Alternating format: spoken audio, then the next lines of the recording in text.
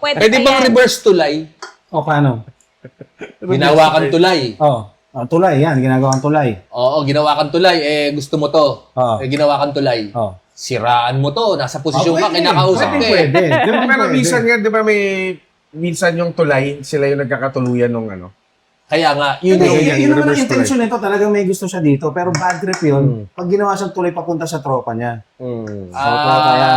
Pero kumbaga. tama yung sinabi mo, pwede nga siraan mo. Oo. Alam mo itong pag-blackpag yan. Baho. Oo, pukpuk yan. Pukpuk. Ano yan?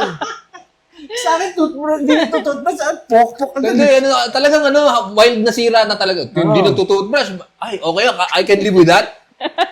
Sabihin mo, dirty yan. Ano yan? Ano ba mga masasamang naninipa ng yan?